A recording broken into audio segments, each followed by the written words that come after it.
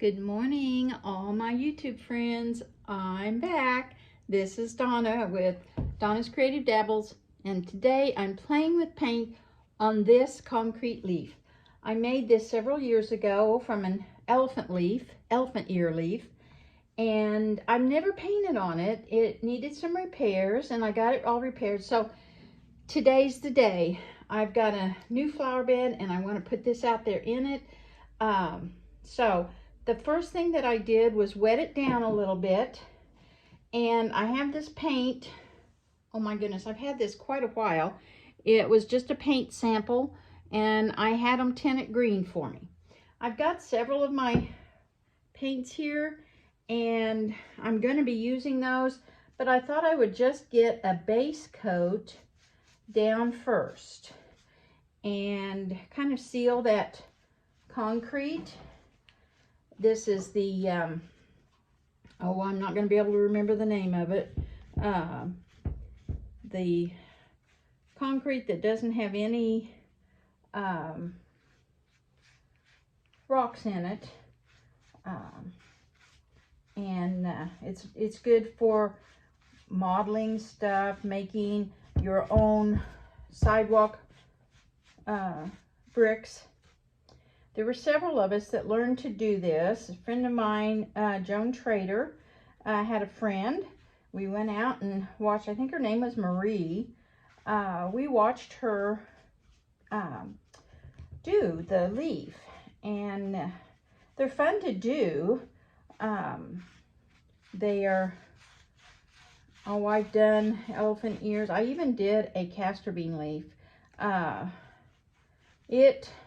I didn't get it thick enough on it, so I've got castor beans planted again this year, so they make a big, beautiful leaf. So I'm going to try that again later on this summer with that. And there's several videos that you can go on. I can't remember all of their names, but that do a lot of things. And I thought I've got a lot of canvases and vases and just a lot of different things that I have painted using the pour painting, but I decided that this needed painting this year, and my pour painting kind of gave me the incentive to do this. So my others that I have painted using this paint have done beautifully outside.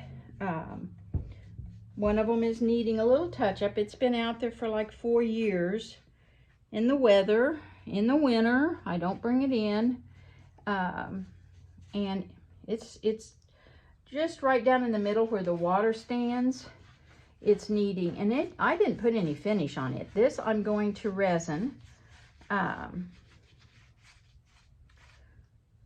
checking to see if that's going to be okay with the birds, because I want it to be bird friendly. I have a lot of different birds, and if it's got water in it, it's going to entice the birds to come drink out of it. So I'm checking to see if there's a finish that I can put on it. If not, then I'll just repaint it whenever I need to, because I don't want to harm the birds in any way.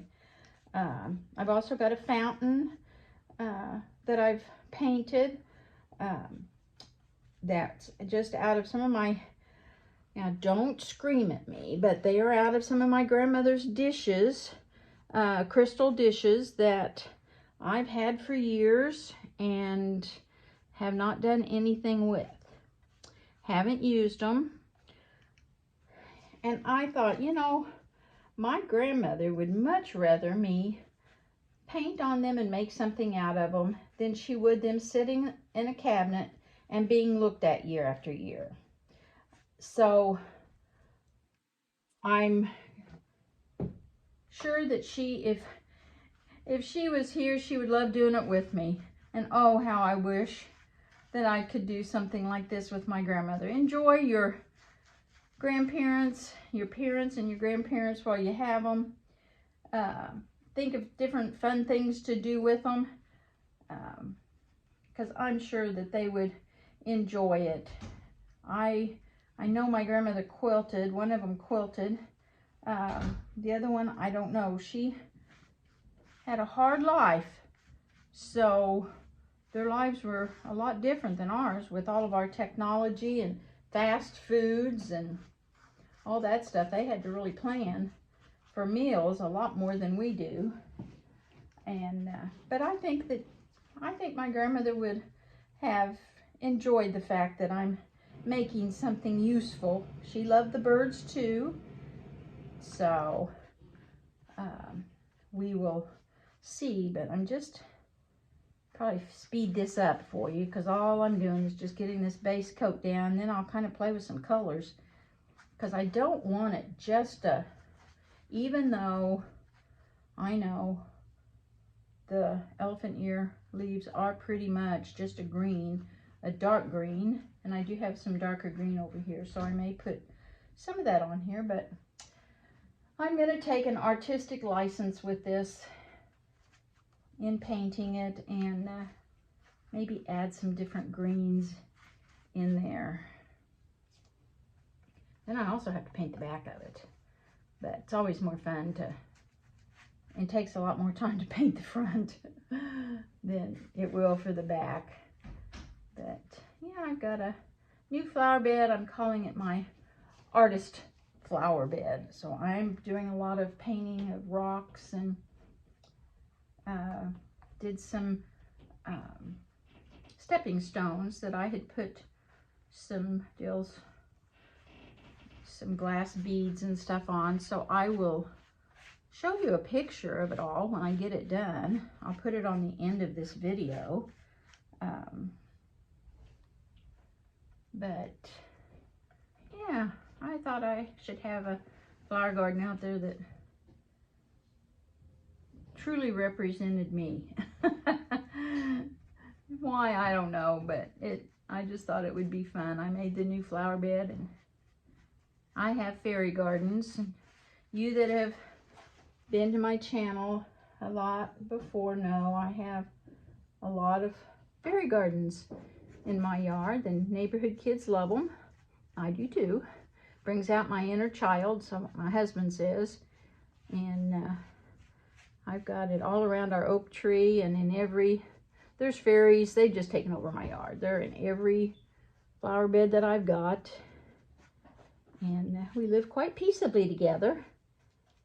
They just beautify my yard and make it fun for the neighbor kids. I go out there and never know what I'm going to find new in my flower bed, thanks to the neighborhood kids and my friends.